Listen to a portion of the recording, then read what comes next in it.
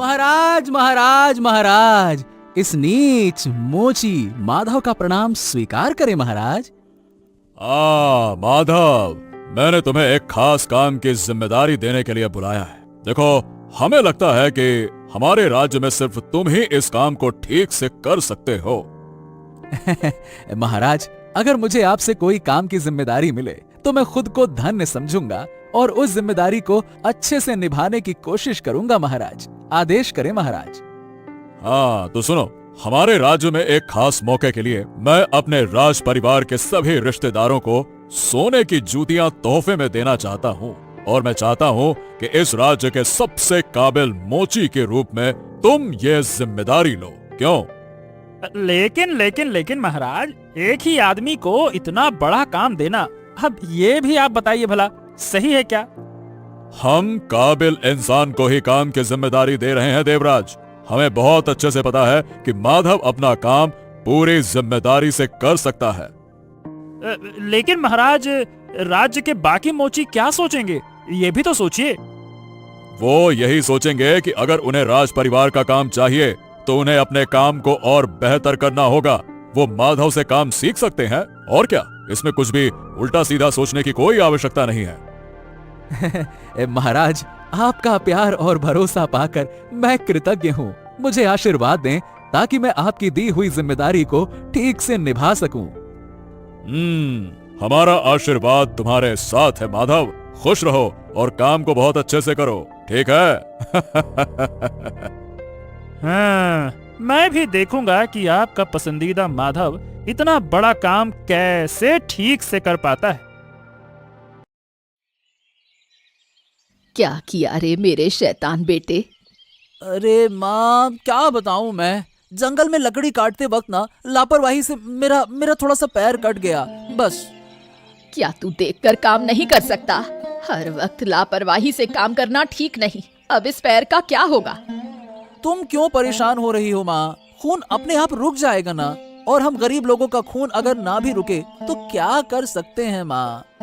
तू मेरी कोई बात नहीं सुनता। कम से कम एक बात तो सुन। कौन सी बात माँ? माधव मोची से एक जोड़ी जूते खरीद ला।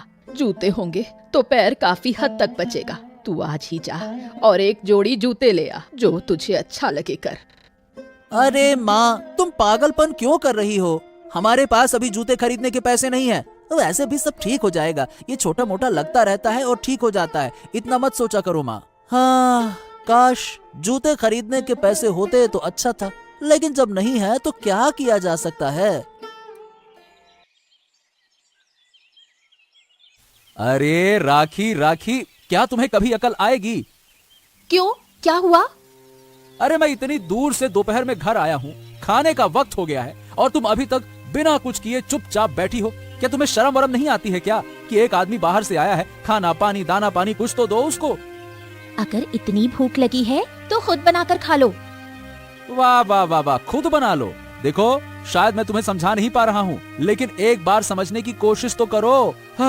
मैं दिन भर बाहर काम में लगा रहता हूँ, इस बीच में घर आकर खाना कब बनाऊंगा बताओ भला। और वैसे भी महाराज ने मुझे एक बहुत बड़ा काम सौंपा है, उस काम में मुझे व्यस्त रहना होगा। अब बताओ भला, क्या मैं इस बीच आकर तुम्हें खाना बनाकर खिलाऊं कि महाराज का काम करूं? अरे घर का काम तुम्हें ही करना होगा राखी, और कोई नहीं करेगा।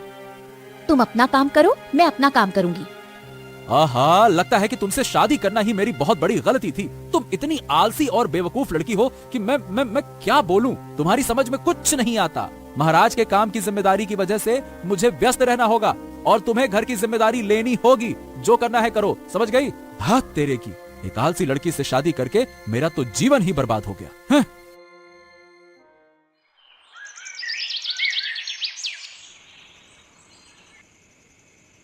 मैंने तुम्हें कभी इस तरह उदास चेहरा लिए बैठे नहीं देखा। क्या राजमहल में कुछ हुआ है? क्या महाराज ने कुछ कहा? अरे मैं दूसरी वजह से परेशान हूँ लीला। क्या है वो वजह? क्या मुझे नहीं बता सकते? दरअसल बात यह है कि आज महाराज ने उस माधव मोची को राज परिवार के सभी लोगों के लिए सोने के जूते बनाने का आदेश दिया है। बस इसी बात से मैं परेशान हूँ और मुझे बहुत गुस्सा आ रहा है। महाराज को समझाने की कोशिश की पर उन्होंने सुना ही नहीं। गुस्से से तो मेरा पूरा शरीर चल रहा है। लेकिन माधव को काम मिलने से तुम्हें गुस्सा क्यों आ रहा है? अरे मुझे गुस्सा इसलिए आ रहा है क्योंकि वो ढेर सारा पैसा कमाएगा ना, और मेरे हाथ कुछ नहीं लगेगा। अगर महाराज मेरे जरिए किसी से काम करवाते तो बीच में से मैं भी खूब सारा पैसा कमा सकता था, लेकिन यहाँ तो महाराज ने उसको बुला के सीधे सीधे काम दे दिया। मैं क्या बस देखता रह गया? देखो, मुझे लगता है कि तुम्हारा इस तरह सोचना ठीक नहीं है। माधव मेहनती है, इसलिए उसे ये जिम्मेदारी मिली। हमारे पास पहले से ही बहुत पैसा है, हम धोखेबाजी करके पैसा लेकर क्या करेंगे? तुम ऐसा सोचना बंद करो, तुम्हें शांति मिलेगी। अरे मैं तुमसे कोई ज्ञान सुनना नहीं चाहता, चुपचाप मुंह बंद करके बैठो। मैंने तो तुम्हारे भले के लिए जो सही लगा वही कहा। ओहो, मेरे भले की चिंता तुम्हें करने की जरूरत नहीं है, मैं अपना भला खुद समझ लूंगा। अरे सुबह सुबह तुम इतनी दूर कष्ट करके क्यों आई हो बूढ़ी माँ? क्या बात है? माधव, एक खास जरूरत के लिए आई हूँ माधव। हैं? जरूरत? भला मेरे पास कौन सी जरूरत? मैं तो कोई महाराज तो हूं नहीं, गरीब मोची हूं। पूरे गांव में और गांव के बाहर पूरे राज्य में मैंने तुम्हारे जूते बनाने की तारीफ सुनी है, इसी वजह से आई हूँ। देखो, थोड़ा खुलकर बताओ, समझ नहीं आ रहा। माजरा क्या है? क्या हो गया है? बताओ। तुम तो जानते ही हो, मेरा एक ही बेटा है, वो लकड़ी काट कर हमारा घर चलाता है। वो कभी किसी से मुंह खोलकर कुछ नहीं मांगता, लेकिन कल जंगल में लकड़ी काटते वक्त लापरवाही से उसने अपना पैर काट लिया। अब तुम ही बताओ, ऐसी हालत में एक जूते की जरूरत है, इसलिए तुम्हारे पास आई हूँ। ओ ठीक है, ठीक है, ठीक है, ले जाओ, मैं तुम्हें बहुत अच्छा जूता दूंगा। ठीक है। जूते की कीमत कितनी लोगे? मुझे पहले जानना जरूरी है, क्योंकि मेरे पास ज्यादा पैसे नहीं हैं बेटा, हमारी हालत बहुत अच्छी नहीं है। अरे क्या तुम पागल वागल हो गई हो क्या? मैं तुमसे पैसे लूंगा हैं? अगर एक इंसान की मुसीबत में दूसरा इंसान साथ ना दे तो कौन देगा बताओ? मैं तुम्हें मुफ्त में जूता दूंगा। हाँ, कोई पैसे वैसे नहीं ले रहा, ले जाओ। तुम्हारा ये उपकार मैं कभी नहीं भूलूंगी बेटा। अब से अपने बेटे को कहना कि ये जोड़ी जूते पहनकर काम पर जाए, इसमें फिर पैर नहीं कटेगा। हाँ ठीक है ना? जाओ जाओ जाओ जाओ। ठीक है बेटा। क्या हुआ रानी? दरबार जाने के वक्त तुमने मेरा ये रास्ता क्यों रोका है? समझ नहीं आ रहा कि देरी हो रही है। मुझे एक बात पर शक हो रहा है महाराज। शक? किस बात का शक हो रहा है तुम्हें? मुझे शक है कि आपने उसे एक मोची माधव को इतना बड़ा काम सौंपकर सही किया या नहीं। ओ, तो क्या तुम्हें मेरे काम पर भरोसा नहीं है क्या? है? हाँ, मुझे आप पर भरोसा है, लेकिन उस माधव के काम पर मुझे भरोसा नहीं है। क्यों? उसने तुम्हारा क्या नुकसान किया है कि तुम उस पर भरोसा नहीं कर रही हो? क्या बात है, मुझे खुलकर बताओ। नुकसान उसने कोई नहीं किया, लेकिन मुझे लगता है कि राज परिवार के इतने सम्मानित लोगों के लिए अच्छे जूते बनाने की जिम्मेदारी सिर्फ एक इंसान को देने के बजाय इसे कई लोगों में बांट देना चाहिए था। ओहो, और तुम्हें ऐसा क्यों लग रहा है? क्योंकि अगर वो गलती कर देगा तो बाकी लोग कम से कम उसे ठीक कर सकेंगे। उफ रानी, मैं माधव को बहुत अच्छे से जानता हूँ, मैं उसके हाथ का काम जानता हूँ। तुम ना इन बातों की चिंता बिल्कुल मत करो। अब देखो, हमें छोड़ो, दरबार जाने में देरी हो रही है। ठीक है, चलो हटो। अरे राखी, तुम आ गई। तुम तो आमतौर पर आलस के मारे घर से बाहर नहीं निकलती। कोई खास जरूरत है क्या? हाँ, जरूरत तो है। क्या जरूरत है? तुम जो हमारे घर से अपने बेटे के लिए जूता ले गई हो, उसका दाम कौन देगा? मैंने तो माधव से बात कर ली थी। माधव ने खुद कहा था कि उसका दाम नहीं लेगा, वो वैसे ही पहनने के लिए दे रहा है। वो जो चाहे कह सकता है, लेकिन तुम्हें खुद भी तो समझ होनी चाहिए। तुम्हें इतनी अक्ल नहीं कि किसी से कोई चीज मुफ्त में नहीं लेनी चाहिए, तुम्हें खुद ही पैसा देना चाहिए था। ये तुम क्या कह रही हो? उसने खुद कहा था कि पैसे मत देना, इसलिए मैंने नहीं दिए। और वैसे भी हमारी स्थिति बहुत अच्छी नहीं है। एक बात कान खोलकर सुन लो, कौन क्या कह रहा है इससे मुझे फर्क नहीं पड़ता। मुझे जूते के पैसे चाहिए, इसलिए मैं इतनी दूर चलकर आई हूँ। ये बात अच्छे से याद रखना। ठीक है, मैं माधव से एक बार बात कर लूंगी और तुम्हें पैसे दे दूंगी। बस मुझे थोड़ा समय दो। मुझे तुम्हारी कोई सफाई नहीं सुननी बुढ़िया। मुझे जितना जल्दी हो सके पैसे चाहिए। मैं आखिरी बार कहकर जा रही हूँ, ध्यान रखना।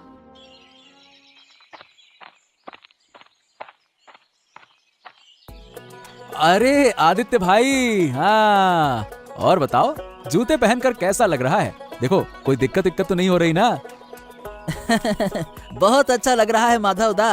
अगर तुमने मुझे ये जूते ना दिए होते तो मुझे कभी एहसास ही ना होता कि चलने में इतनी राहत भी मिल सकती है। हाँ, बड़ा मजा आता है अब चलने में। अरे ये सब तो ठीक है, लेकिन मुझे राजा साहब से एक बड़ा काम मिला है, लेकिन मेरे पास भरोसेमंद आदमी की कमी है जो मेरे साथ ये काम कर सके। अच्छा, कौन सा काम माधव दा?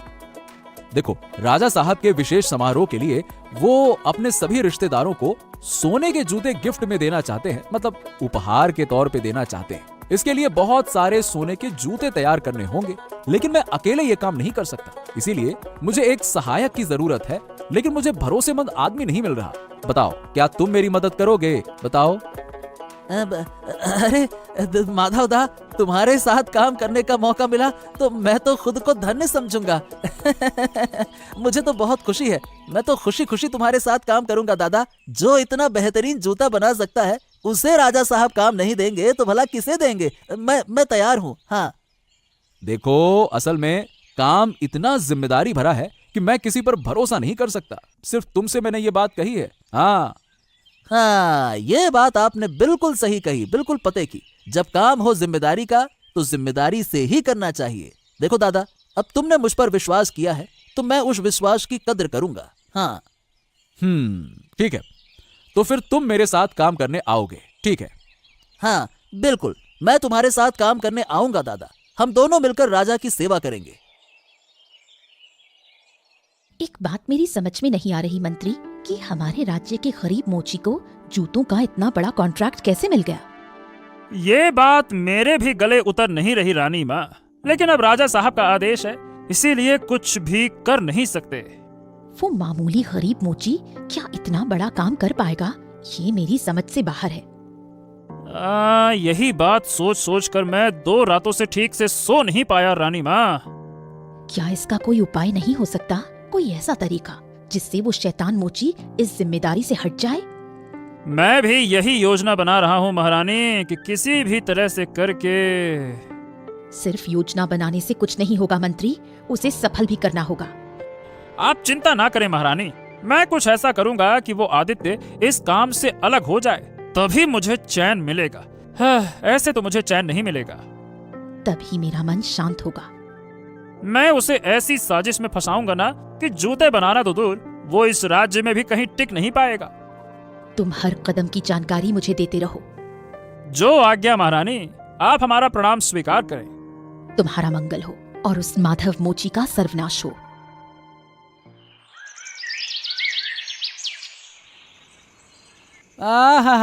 वैसे तो तुम हमेशा घर में बैठी रहती हो, आज कहाँ गई थी बताओ? अपने भले के लिए गई थी। तुम तो अपना सब कुछ दूसरों को मुफ्त में बांटते रहते हो। उन जूतों का दाम कौन चुकाएगा? किसका दाम? मैं आदित्य के घर गई थी जूते के दाम लेने। तुमने उसे मुफ्त में जूते दे दिए, इसलिए मैं उसकी माँ के पास गई थी पैसे लेने। मैंने उसे खूब खरी खोटी सुनाई। क्या? अरे अरे अरे अरे, तुम्हें शर्म नहीं आती? बेशरम कहीं की। अच्छा काम करने में तुम्हारी तो कोई रुचि नहीं, और जो करने को कहा जाए वो नहीं करोगी, और मेरे काम में टांग अड़ाने में किसने कहा वहाँ जाके पैसे मांगने के लिए? किसने कहा बताओ? देखो, ये मैंने तुम्हारे और अपने भले के लिए किया। ज्यादा बातें मत बनाओ। अरे मुझे खुद पता है कि क्या सही है और क्या गलत। तुम मुझे नहीं बताओगी, और जो बात तुम्हें समझ नहीं आती उस पर बोलने की कोई जरूरत नहीं है। अगर तुम्हें समझ होती तो हमारी जिंदगी कब की सुधर गई होती। दुनिया सुधरे या नहीं, लेकिन मेरी अनुमति के बिना कोई काम ना करना। कान खोल के सुन लो, कोई काम ना करना। अगर फिर किया तो मुझसे बुरा कोई नहीं होगा, याद रखना ये बात। हाँ, तुम्हें ये सब नहीं करना चाहिए था। इसका अंजाम तुम्हें भुगतना पड़ेगा, देख लेना। माँ, तुम्हारे लिए एक अच्छी खबर है। हाँ। क्या हुआ रे आदित्य, कैसी अच्छी खबर? अरे माधव दादा को राजा से बड़ा काम मिला है, और वो इस काम में मुझे भी साथ रखना चाहते हैं। मैंने तो सुनते ही हाँ कह दिया माँ। हाँ। हाँ कह दी, लेकिन हर चीज पर अच्छे से सोचा कि नहीं? अरे इसमें और क्या सोचना है माँ, माधव दा पे भरोसा है मुझे। माधव की मदद करना अच्छी बात है, लेकिन उसकी पत्नी ठीक नहीं है। वो हमारे घर आई थी पैसे मांगने, बड़ी चालाक औरत है। इसलिए कह रही हूँ थोड़ा सावधान रहना। माँ देखो, कौन अच्छा है और कौन बुरा, इससे मुझे क्या फर्क पड़ता है। मुझे बस अपना काम करना है। हाँ, ये तो तू करेगा, मैं जानती हूँ, लेकिन दुनिया में हर कोई तेरे जैसा अच्छा नहीं होता। अच्छे लोगों को नुकसान पहुँचाने वाले बहुत हैं, इसलिए कह रही हूँ थोड़ा संभल कर रहना। ठीक है माँ, तुम्हारी बात याद रखूंगा। देखना, अब हमारे सारे दुख दूर हो जाएंगे। हाँ। अरे माधव, तुम तो बड़े मजे से जूते बनाने में लगे हो, लेकिन बाकी खबरें रखते हो कि नहीं रखते हो, हैं? और क्या खबर रखना चाहिए महामंत्री जी, बताइए। लगता है कि तुम भूल गए हो कि सिर्फ तुम्हें इतना बड़ा काम मिलने से कई लोग नाराज हैं और तुम्हारा नुकसान करना चाहते हैं। मेरा दुश्मन, मेरा कोई दुश्मन कैसे हो सकता है महामंत्री? तो असली बात ध्यान से सुनो। महाराज ने सिर्फ तुम्हें ये काम दिया है, इसलिए उनके शत्रु अब तुम्हारी ओर नजर गड़ाए हुए हैं। मौका मिला तो तुम्हें खत्म कर सकते हैं। अच्छा, तो शत्रु मुझे मारने की योजना बना रहे हैं? सिर्फ योजना ही नहीं, वो कभी भी हमला कर सकते हैं, इसीलिए कह रहा हूँ ये काम ही छोड़ दो। अरे ऐसे कैसे छोड़ दूं महामंत्री जी? राजा जी ने मुझे ये काम दिया है, तो उनके आदेश की अवहेलना कैसे करूं? अच्छा, तो फिर क्या चाहते हो? मरना चाहते हो क्या? ओहो, मुझे सोचने का समय दीजिए। महाराज कृपया मुझे क्षमा करें। मैं इस जूता बनाने के काम से इस्तीफा देना चाहता हूँ। मैं नहीं कर सकता। ओ, तो तुम नहीं कर सकते? और तुम्हारा ऐसा निर्णय क्यों? अचानक ये बदलाव क्यों आया? क्या कोई समस्या हुई है क्या? महाराज, स्वयं महामंत्री मेरे घर आए और बताया कि मैंने ये बड़ा काम स्वीकार कर लिया है। इस कारण कई बाहरी शत्रु मुझे और मेरी पत्नी को मारने की कोशिश कर रहे हैं। बस मैं मरना नहीं चाहता, इसीलिए मैं ये काम छोड़ना चाहता हूँ। देवराज, माधव जो कह रहा है, क्या ये सच है क्या? हाँ महाराज, मैंने पहले ही कहा था कि माधव इस काम के योग्य नहीं है। क्या मेरी बात सच साबित नहीं हुई? वो काम नहीं कर पा रहा है, यही उसका प्रमाण है। अब वो बहाने बनाकर इस काम से इस्तीफा मांग रहा है, बस, और कोई बात नहीं है। कोई भी स्वीकार नहीं करना चाहता कि वो किसी कार्य के योग्य नहीं है। आप खुद ही देखिए ना, बहाने बनाकर मेरा नाम लेकर काम मना कर रहा है। मंत्री महोदय, आप ये क्या कह रहे हैं? मैं केवल सत्य कह रहा हूँ महाराज। ये माधव एक धोखेबाज व्यक्ति है। इस पर विश्वास करके आप ठगे जाएंगे, ठगे। हाँ, मैं आपको सावधान कर रहा हूँ। ऐसे व्यक्ति को जिम्मेदारी देना उचित नहीं है महाराज। जिम्मेदारी केवल योग्य व्यक्ति को ही दी जानी चाहिए। हाँ। अरे, ये मंत्री महोदय का कौन सा नया रूप है, समझ नहीं आ रहा। अब तो मुझे खुद समझ नहीं आ रहा कि क्या करना चाहिए। उन्होंने मुझसे एक बात कही और महाराज से दूसरी बात कही। ओहो, अब मैं पूरी तरह से उलझन में हूँ। क्या करूं?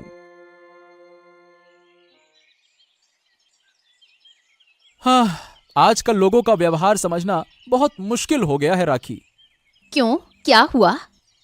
अरे, महामंत्री देवराज हमारे घर आए और हमें डरा धमकाकर कहा कि बाहरी दुश्मन हमें मार डालेंगे क्योंकि हम जूते बना रहे हैं बहुत सारे। लेकिन वहीं देवराज महाराज के सामने कह रहे थे कि मैं अयोग्य हूँ, मुझे काम करना नहीं आता, मैं धोखेबाज हूँ, मुझे काम से निकाल देना चाहिए। अब समझ में नहीं आ रहा कि मुझे करना क्या चाहिए। मैं समझ गई, ये सब देवराज की साजिश है। अच्छा, अगर ऐसा ही है तो मन लगाकर महाराज का काम करूंगा मैं। यही तुम्हारे लिए एकमात्र रास्ता है। मैं साफ देख रही हूँ कि वो धूर्त महामंत्री देवराज साजिश कर रहा है। अगर उसकी चाल को रोकना है तो तुम्हें महाराज के पास जाकर जिम्मेदारी के साथ अपना कार्य करना होगा। हाँ, मैं सोच रहा हूँ कि महाराज के सामने आदित्य को लेकर जाऊं और पूरी निष्ठा से काम करूं। लेकिन एक चिंता है मेरी। अब क्या चिंता है तुम्हारी? क्या तुम सब कुछ संभाल पाओगी? अब तक तुम्हारा आलस्य नहीं छुड़ा पाया मैं, बस यही मेरी चिंता है। तुम निश्चिंत रहो, तुमने अब तक मेरा आलस देखा है, मेरा काम नहीं। अब तुम मेरा काम देखोगे। एक पत्नी के रूप में ये मेरा वचन है।